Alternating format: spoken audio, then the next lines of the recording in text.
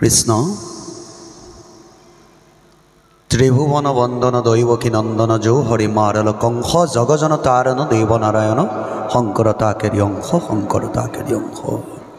জয়জতে স্বনাম ধন্য চিৰ নমস্য যিজন মহান গুৰুৰ আদৰ্শেৰে যিজন মহান গুৰুৱে আমাৰ অসমীয়া জাতিটোক একত্ৰিত কৰি আমাৰ মাজত ইমান বহুমূলীয়া এক মহান সংস্কৃতি অৱদান হিচাপে ৰাখি থৈ গ'ল, যাক লৈ আমি আজি জাতিটোৱে নিজক পৰিচয় দিব পাৰিছোঁ।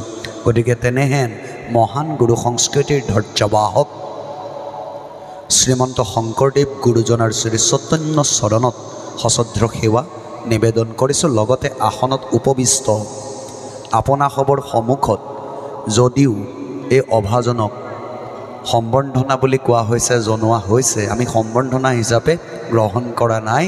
আমি আপোনালোকৰ আমাৰ প্ৰতি এয়া মৰম বুলি ভাবিছোঁ, কাৰণ পিতৃতুল্য ব্যক্তিসকলৰ সন্মুখত আসনত বহি আছে, তেৰা সমষ্টৰ সন্মুখত আমাক সম্বৰ্ধনা জনাব নালাগে, নহয় জানো? একাজলি আপোনালোকৰ আশীষ বা একাজলি আমাৰ প্ৰতি আপোনাসৱৰ অভিনন্দন বুলি আমি গ্ৰহণ কৰিছোঁ। কেউজন ভকত বৈষ্ণৱলৈ সশ্ৰদ্ধ সেৱা নিবেদন কৰিছোঁ। যথেষ্ট ৰাইজ বৰ্তমান সীমিত, যিহেতু সময় হোৱাই নাই। আজিকালি নাট ভাওনা বুলি ক'লে বৰ্তমান গ্ৰীষ্মকালীন 9:30 বজাৰ আগত ৰাইজসকল প্ৰাদুৰ্ভাৱ নঘটেই। তথাপিও যিসকল মহান ব্যক্তি উপস্থিত আছে, আইসকল আছে, কণ কণ মইনা মইনী সকলোলৈকে মোৰ শ্ৰদ্ধা সেৱা নিবেদন কৰিছোঁ।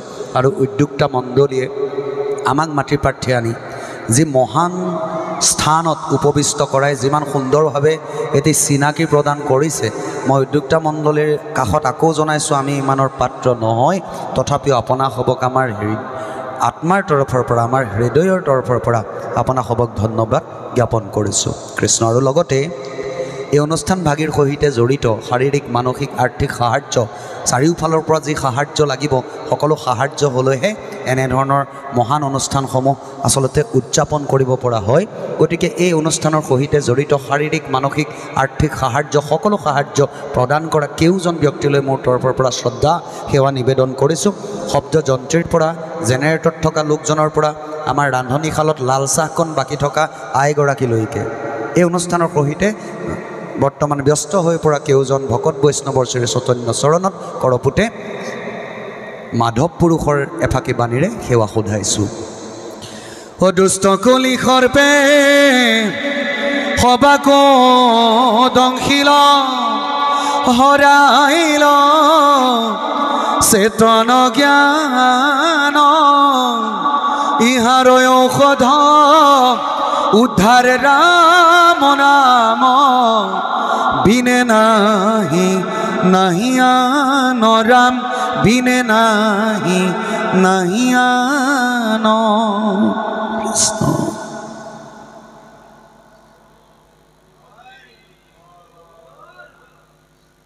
কৃষ্ণ। বিশেষ কথা নকওঁ, আমাৰ পূৰ্বৰ অংগৰ গায়ন বায়নৰ দলটিও নিশ্চয় সাজু হৈ উঠিছে বুলি আশা কৰিছোঁ। বিশেষকৈ বৰ্তমান বাৰ্ষিক বৰসবাহৰ সময়, বহুকেইভাগ নামঘৰত অসমৰ ইমূৰৰ পৰা সিমূৰলৈ এই সময়টোত বাৰ্ষিক বৰসবাহসমূহ হয়, নহয় জানো?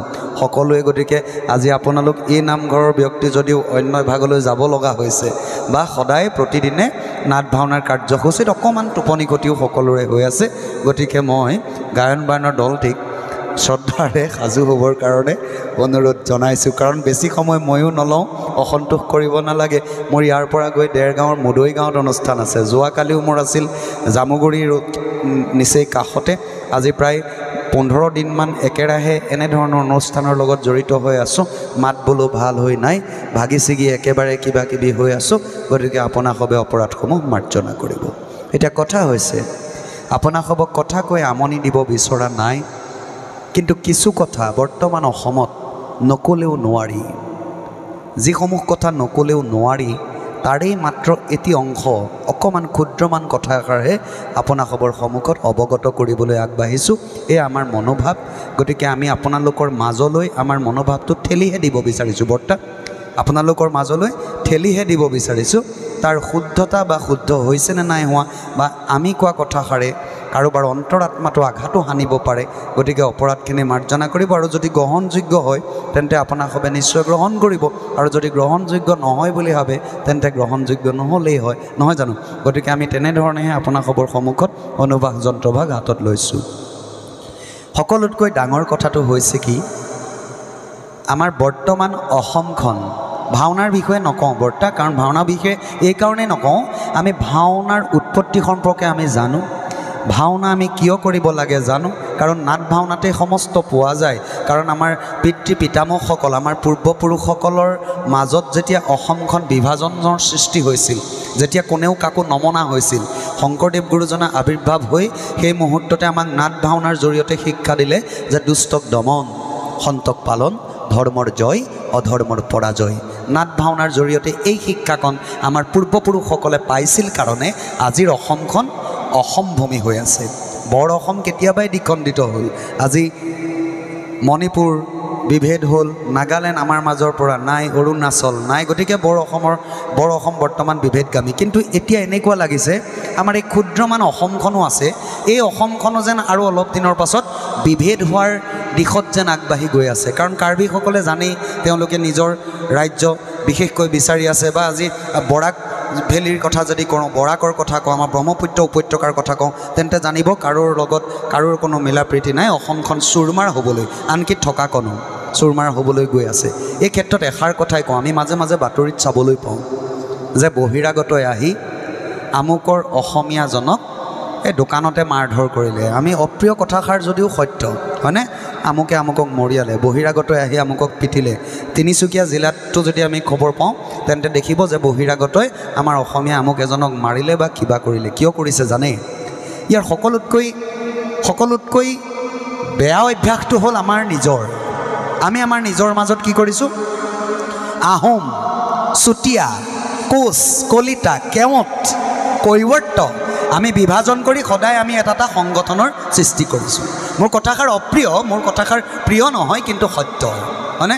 আমি আজি মিচিং ছাত্ৰ সাহিত্য পৰিষদ, হয়নে, চুতীয়া ছাত্ৰ সন্থা, আজি টাই আহোম ছাত্ৰ সন্থা, আমুক তামুক কৰি আমি আমাৰ নিজৰ এই ডাঙৰ অসমীয়া জাতিটোৰ ওপৰত আমি নিজেই নিজক ভাই ককাইখিনিৰ মাজত বিভাজন কৰি থকা নাইনে?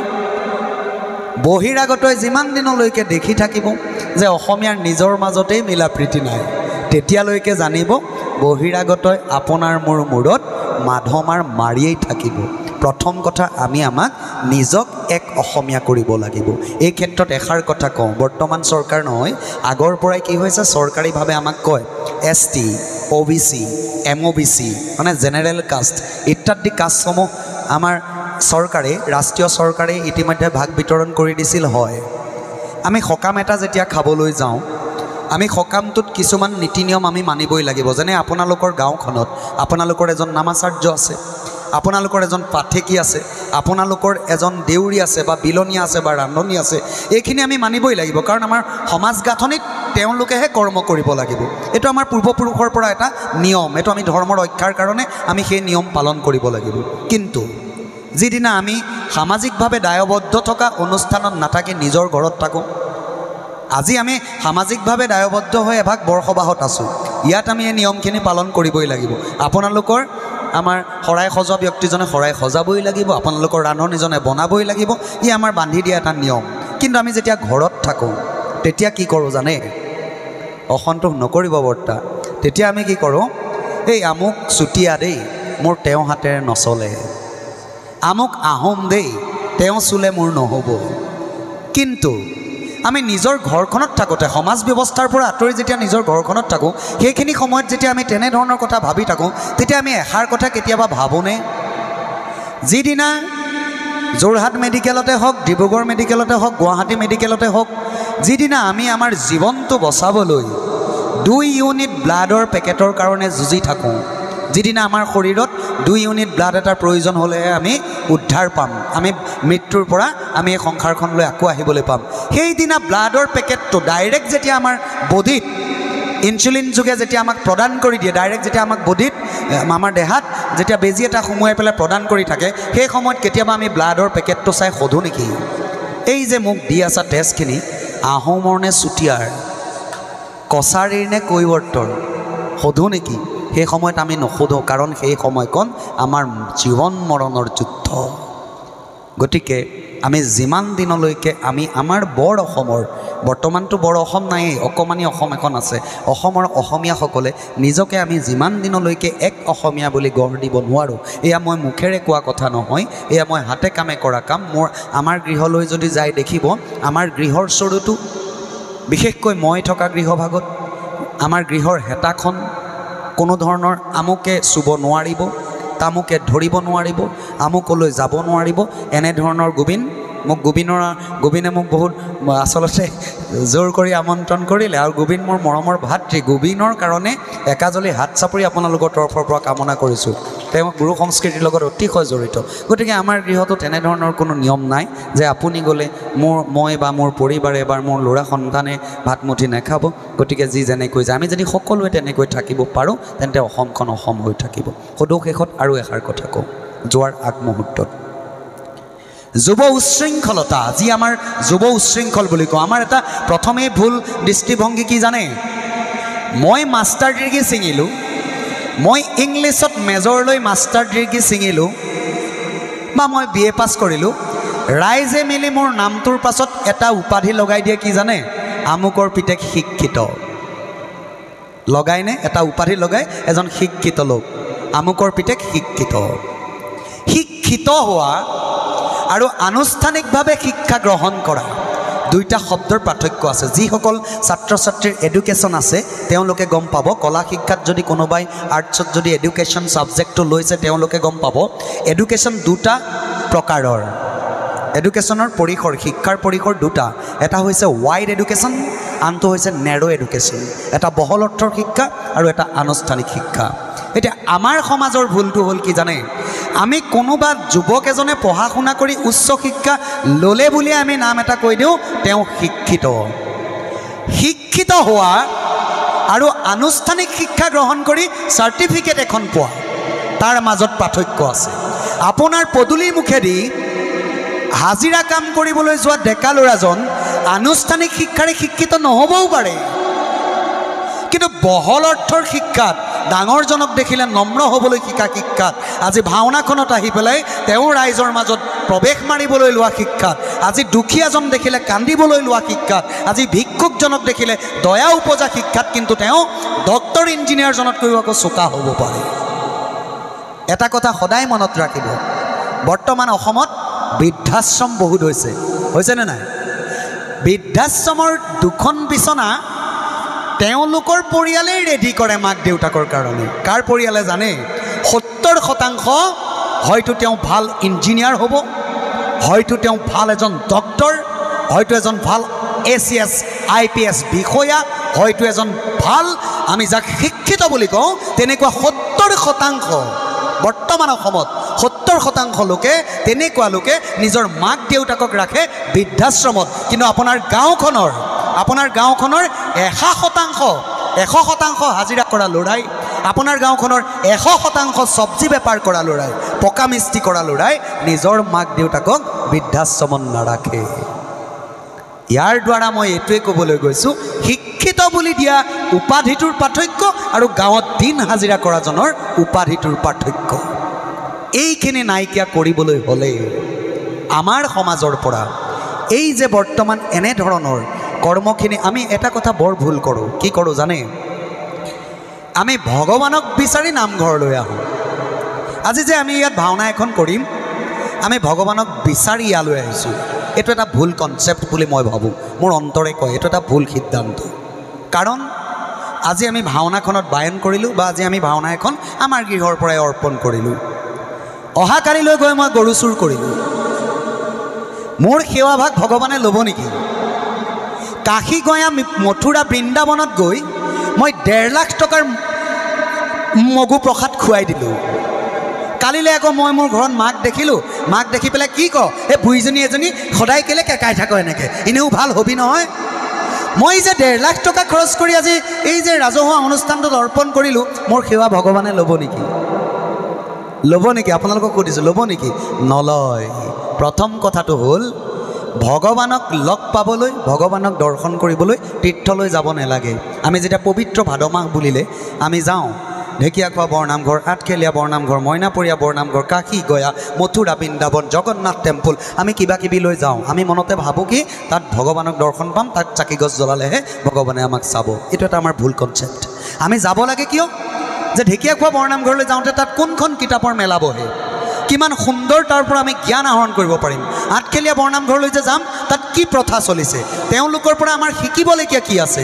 কাশী গয়া, মথুৰা, বৃন্দাবনলৈ গ'লে তেওঁলোকৰ পৰা এনেকুৱা কি ভাল গুণ আছে, যি ভাল গুণ আমি গ্ৰহণ কৰিলে আমাৰ অনাগত দিনত উন্নতি হ'ব।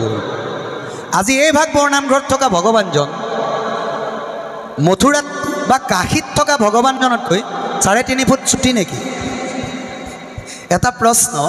আজি এই নামঘৰ ভাগত থকা ভগৱানজন মইনাপৰীয়া বৰনামঘৰত থকা ভগৱানজনতকৈ 1.5 ফুট চাপৰ নেকি? হয় জানো? নহয়, তাতো যিজন পাব ইয়াতো একেজনেই পাব। আমাৰ কনচেপ্টটো এটাই ভুল, তাত আমি ওখ পাখ ভগৱান থাকে বুলি ভাবোঁ। এইটো এটা আমাৰ ভুল কনচেপ্ট। আমি তাৰ পৰা সদায় তেনেকুৱা অনুষ্ঠানৰ পৰা আমি জ্ঞান আহৰণৰ কাৰণে যাব লাগে। সকলোতকৈ ডাঙৰ কথা, ঘৰতে 2খন ডাঙৰ তীৰ্থ আছে। আমি যে তীৰ্থ ভ্ৰমণ কৰোঁ, সেই তীৰ্থসমূহলৈ যোৱাৰ আগত আমি আজি এই নামঘৰ ভাগলৈ আহিছোঁ, 10টা ভাল লগা কথা কৈ আছোঁ, 10জন ভাল ব্যক্তিক লগ পাইছোঁ। ইয়াত আহি ভগৱন্তৰ সত্য শৌচ ক্ষমাদয়া ভক্তি ধৰ্মৰ 4 সীমা, এই 4 মিলি বহিলা আসনৰ 4 খুৰা, এনেকুৱা আসনৰ সন্মুখত আমি সেৱা কৰি আছোঁ। তাৰ আগত আমি নিজক প্ৰস্তুত কৰিব লাগিব। এই আসন ভাগত সেৱা কৰাৰ আগত ঘৰত থকা 2জন ভগৱানক সেৱা কৰিবলৈ শিকিছোনে নাই? ও পিতৃহে পৰম গুৰু সৰ্বশাস্ত্ৰ শিকাই, পিতৃতুষ্ট হলে সমস্ত দেৱতা তুষ্ট হয়। আৰু মাতৃক গংগা স্বৰূপিনী বুলি কৈছে। যেতিয়ালৈকে নিজৰ মা দেউতাককে আমি শ্ৰদ্ধা কৰিব নাজানো, তেতিয়ালৈকে আমি যিমানেই তীৰ্থ ভ্ৰমণ নকৰোঁ, আমি যিমানেই বিশ্ব ব্ৰহ্মাণ্ডত ঘূৰি যেনেকুৱা কৰ্মই নকৰোঁ, আমাৰ সেৱাভাগ কেতিয়াও ভগৱন্তই নলয়। গতিকে প্ৰথম নিজৰ ঘৰখনত থকা 2জন ভগৱন্তক পুজিবলৈ শিকা। তাৰ পাছত আমি অন্য যিজনক আমি ঈশ্বৰ বুলি ভাবোঁ, যিজনক আমি গড বুলি ভাবোঁ, কোনোবাই আল্লাহ বুলি ভাবে, কোনোবাই গড বুলি ভাবে, হয়নে? সেই ভগৱানজনক তাৰ পাছত আমি পুজিব লাগে। গতিকে আমি ঘৰত থকা 2জন ভগৱানক সেৱা কৰিব নাজানিলে ওপৰত থকা মুখ্য ভগৱানজনে আমাৰ সেৱা কেতিয়াও গ্ৰহণ নকৰে। কাৰোবাৰ অন্তৰাত্মাত যদি ইমান সময় কৈ থকা মোৰ শব্দই আপোনাসবৰ কাৰোবাৰ অন্তৰত আঘাত দিছে, আপোনাসবে দাস আৰু দাস কিংকৰ বুলি ভাবি আপোনাসবৰ চত্ৰৰ ছায়াৰ তলত ঠাই দিব। সময় যথেষ্ট হৈছে, মোৰো অন্য স্থানত অনুষ্ঠান আছে। গতিকে ইমানকে কৈছোঁ। সদৌ শেষত এষাৰ কথাই কওঁ, বৰ্তমান কলিকাল। মই প্ৰথমতেই যে আমাৰ মাধৱ পুৰুষৰ ঘোষা এভাগ গাইছিলোঁ যে দুষ্ট কলিসৰ্পে সবাকো দংশী ল, হৰাই ল চেতন জ্ঞান, ইহাৰো ঔষধ উদ্ধাৰ ৰাম নাম বিনে নাহি নাহি আন। কথা হৈছে 2য় স্কন্ধ শ্ৰীচন্দ ভাৰতী ভাগৱতত লিপিবদ্ধ আছে। ৰাজা পৰীক্ষিতৰ দিনত যেতিয়া কলি পৰীক্ষিতৰ কাষলৈ গৈছিল, ঠাই বিচাৰি গৈছিল, তেতিয়া পৰীক্ষিত ৰজাই কলিক থাকিবলৈ ঠাই দিলে। ব্ৰহ্মাৰ শৰীৰৰ পৰা কলিৰ জন্ম হৈছিল। ব্ৰহ্মাৰ তনুৰ পৰা উপজিলা কলি, কৃষ্ণ বৰ্ণ শৰীৰ হাতত দণ্ড ধৰি। কৃষ্ণবৰ্ণ এটা শৰীৰ লৈ কলিৰ জন্ম হৈছিল ব্ৰহ্মাৰ শৰীৰৰ পৰা। ব্ৰহ্মাই কলিৰ ৰূপ দেখিয়েই, ক'লা বৰণৰ কিম্ভূত কীৰ্তি এটা প্ৰাণী দেখিয়েই ব্ৰহ্মাই ত্ৰাহিমা মাতিছিল, হয়নে?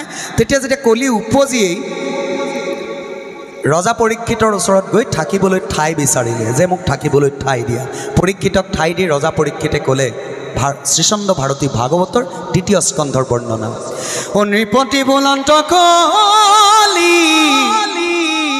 তোক দিলো স্থান, ও জৈত খেলে জুৱা পাশা কৰে মদ্যপান, ও শ্ৰী পঞ্চ গুণা গৃহ স্থৰ থাকৈ জৈত, এহি 4 স্থান দিলো বংশ গয়া তৈত। এই 4 স্থানে তোক দিলোঁ। যি স্থানত জুৱা পাশা খেল খেলা হয়, যি স্থানত মদ্যপান কৰা হয়, যি স্থানত পৰৰ পুৰুষে পৰৰ স্ত্ৰীৰ লগত সংগ কৰা হয়, আৰু যি স্থানত প্ৰাণিক হিংসা কৰা হয়। তেতিয়া কলিয়ে বিয়া কৰাবলৈ নিজৰ বংশ বিস্তাৰৰ কাৰণে ভাৰ্যা বিচাৰিলে। কলিৰ প্ৰাৰ্থনাত তুষ্ট হৈ ব্ৰহ্মাদেৱে দুগৰাকী ভাৰ্যা কলিক বিয়া কৰাই দিলে। নলিনী মলিনী নামে নামে দুই ভাৰ্যা দিলা তাহাঙ্কৰ হাতে চাৰি পুত্ৰ উপজিলা। নলিনী মলিনী নামৰ দুগৰাকী কন্যা কলিক বিয়া কৰাই দিলে। তেওঁলোকৰ পৰা 4জন পুত্ৰৰ জন্ম হ'ল। দম্ভ দেশ হিংসায় চাৰি পুত্ৰ ছয় গৰ্ব অহংকাৰ দুই মন্ত্ৰী যে প্ৰখ্যাত। দম্ভ দেশ হিংসা অসূয়া এই 4টা মানুহৰ প্ৰবৃত্তি হৈছে কলিৰ 4জন পুত্ৰ। গৰ্ব আৰু অহংকাৰ এই 2টা স্বভাৱ হৈছে কলিৰ বুদ্ধিদাতা মন্ত্ৰী। কলিৰ এটি 16জনীয়া পৰিয়াল গঠন হ'ল। এই পৰিয়ালটো ক'ত থাকে জানে? সুবৰ্ণত দিলে স্থান, মিঠা স্বৰত দিলে স্থান, মিঠা মাতত, আৰু দিলে ক'ত? সীমাত, মাটি বাৰীৰ সীমাত দিলে। মিঠা মাত মানে বুজিছা নাই? মোক যদি সোধে অ' প্ৰজ্ঞান ক'ৰ পৰা আহিলা, মই যদি কওঁ অঁ খুৰী তিনিআলিৰ পৰা আহিলোঁ, জানিব মোৰ গাতেই কলি লাগি আছে। যিজনে খাংখাজ ক'ব অঁ এই তিনিআলিৰ পৰা আহিলোঁ, ভালনে? অঁ গা পা ধুলে, ঠিক আছে আহিছোঁ দিয়ক, অকণমান পিছত বাৰু খবৰ এটা ল'ম, জানিব তেওঁৰ গাত কলি নাথাকে। বৰ মিঠা মাতত, সেইকাৰণে আমি ভুল যাব নালাগে। সুবৰ্ণত থাকে কিয়? তাত লালচা থাকে, তাত লোভ থাকে, হয়নে? মাটিৰ সীমাত থাকেই আৰু অকণমান ঠেলা মাতক ইটো যায় নহয়, দাকণ লৈ ইয়াক আজি বধিয়াই পেলাম, নহয় জানো? গতিকে তাত থকাতকৈও সকলোতকৈ ডাঙৰ স্থান অকণ আছে কলি থকা। সেই ঠাইকণ হৈছে কি জানে? আপোনাৰ মোৰ মনটো। আপোনাৰ মোৰ মনটোৰ মাজলৈ কলিৰ এই 16জনীয়া পৰিয়ালটো আহিবলৈ যদি আমি চান্স নিদিওঁ, তেন্তে কলিৰ এই 16জনীয়া পৰিয়ালটোৱে আমাৰ মনলৈ আহিব নোৱাৰে বা আমাৰ পৰা কোনো পাশ পাব নোৱাৰে। মানে প্ৰথম নিজৰ মনটোক শুদ্ধ কৰি ল'ব লাগিব। আমাৰ মনটোক কলিক সোমাবলৈ চান্স দিব নালাগিব, তেতিয়াই কলি নাহে। সদৌ শেষত এষাৰ কথা কওঁ, বৰ্তমান যুগৰ এটা কথা কওঁ, আইসকলে অপৰাধ নধৰিব। পৰকীয়া প্ৰেম আপোনাসৱৰ সন্মুখত ক'ব নালাগে, কিন্তু পৰকীয়া প্ৰেমে অসমখন বৰ্তমান গা কৰি উঠিছে। গিৰিয়েকক কাটি কুটি ফ্ৰিজত ভৰোৱা বাতৰিও নিশ্চয় পাইছে, হয়নে নহয়? গতিকে পৰকীয়া প্ৰেমে এটা বিৰূপ ৰূপ কিয় লৈছে জানে? তাৰ মূল অৰ্থটোৱে হ'ল চুটি কাপোৰ। দিনক দিনে পুৰুষসকলে কোনোবা সভা সমিতিতেই বহক, কোনোবা ভাল ৰিয়েলিটি শ্ব' এটাতে যাওক, কোনোবা ভাল ডেন্স কৰিবলৈকে যাওক, চাবচোন পুৰুষসকলৰ সাজ সজ্জা ধুনীয়া, টাই এডাল থাকিব, লং পেণ্ট পিন্ধিব, ক'লা কোট পিন্ধিব, ধুনীয়া। কিন্তু সিমানেই নেশ্যনেল টিভি পৰ্দাৰ পৰা প্ৰমুখ্য কৰি অসমৰ বুকুৰ মাজত হোৱা যিকোনো অনুষ্ঠানলৈকে মহিলাৰ কাপোৰ চুটি হৈ আহিছে। যিমান দিনক দিনে পুৰুষৰ কাপোৰ বাঢ়িছে, মহিলাৰ 50% মহিলাৰ কাপোৰ সিমান চুটি হৈ আহিছে, যাৰ কাৰণে পৰকীয়া প্ৰেম বৃদ্ধি পাইছে। এইকাৰণেই কওঁ পৰকীয়া প্ৰেম সেই ক্ষেত্ৰতে বৃদ্ধি পাইছে বুলি। এইকাৰণেই মই ক'ব বিচাৰিছোঁ, কোনোবাই মোক ক'ব যে মহিলাই কাপোৰ চুটিকৈ পিন্ধিলে বুলিয়ে পুৰুষজনে তেনেকুৱা কথা ক'ব লাগে নি? আমি আৰু আমাৰ ফালৰ পৰা আমি ঠিকেই আছোঁ পাই, আপোনালোকৰ চকুৰ চাৱনি বেয়া, আকৌ আপোনালোকে বেয়াকৈ চায়, হয় নাই? যিমান দিনলৈকে মহিলাসকলৰ উত্তৰ পুৰুষৰ ওপৰত তেনেকুৱা হৈ থাকিব, সিমান দিনলৈকে অসমত ভালেমান কেইজন গিৰিয়েক ফ্ৰিজৰ ভিতৰত সোমাই থাকিব কথা কুটলো, হয়নে? গতিকে আমি প্ৰথম কথা আপোনাৰ কন্যাকো শিকাওক। সমাজ মহিলাৰ সকলোতকৈ সুন্দৰ লাগে কেতিয়া জানে? মহিলাৰ দেহৰ আৱৰণতকৈ আৰু সৌন্দৰ্য নাই। মহিলাৰ দেহৰ আৱৰণতকৈ আৰু সৌন্দৰ্য বেলেগ কিবা থাকিব পাৰে বুলি নাইটো উলিয়াই কাপোৰ পিন্ধিলেহে মহিলাগৰাকীক ধুনীয়া লাগিব বুলি আমি ক'বলৈ নাযাওঁ। গতিকে দেহাৰ আৱৰণেই মহিলাৰ মুখ্য সৌন্দৰ্য। গতিকে তাতো যদি আমি কৃপণালি কৰোঁ, কাপোৰৰ নামত যদি ফটাকানি এটুকুৰা পিন্ধোঁ, তেন্তে জানিব অসমখন এনেকুৱা পদ্ধতিত গৈয়ে থাকিব। সিমান দিনলৈকে আমি কাকো দোষ দিও লাভ নাই, হয়নে? গতিকে অপৰাধখিনি মাৰ্জনা কৰিব। আপোনাসৱৰ সন্মুখত নক'বলগীয়া কথাও কৈছোঁ, বাধ্যত পৰি কৈছোঁ। কাৰণ আজিকালি শিশু এজনক আপুনি, মই মোৰ ল'ৰাটোক বা আপুনি আপোনাৰ সন্তানক মোবাইলটো হাতত তুলি দিবলৈ ভয় লাগে। কিয় জানেনে? মোবাইলটোত ভাল বহুত ওলায়, মোবাইলটোত গোটেই ইউনিভাৰ্চ চাব পাৰে, গোটেই আমাৰ হাতীপতি তাৰকাগৃহ বাদেই দিয়ক, গোটেই আমাৰ ব্ৰহ্মাণ্ড আপুনি মোবাইলটোতে তাৰ ইতিবৃত্ত গম পাব পাৰে। কিন্তু কণমানিজনৰ হাতত তুলি দিবলৈ এই কাৰণেই ভয় লাগে, 50% মোবাইলটোত যদি ভাল কিবা থাকে, 50% একেবাৰে কিবা অশ্লীল থাকে। গতিকে কাৰোবাৰ অন্তৰাত্মাত যদি আঘাত দিছোঁ, আপোনাসৱে মাৰ্জনা কৰিব। সদৌ শেষত মোৰ যথেষ্ট সময় হৈছে, ইতিমধ্যে দুৰ্ভাগযোগে ফোন আহি আছে, তাৰ অনুষ্ঠান আৰম্ভ কৰিব লাগে। গতিকে অপৰাধখিনি আপোনাসৱে মাৰ্জনা কৰিব। সদৌ শেষত আপোনাসৱৰ শ্ৰী চৈতন্য চৰণত আমি মাধৱ পুৰুষৰ এফাকি বাণীৰে সেৱা সধোৱা হৈছে।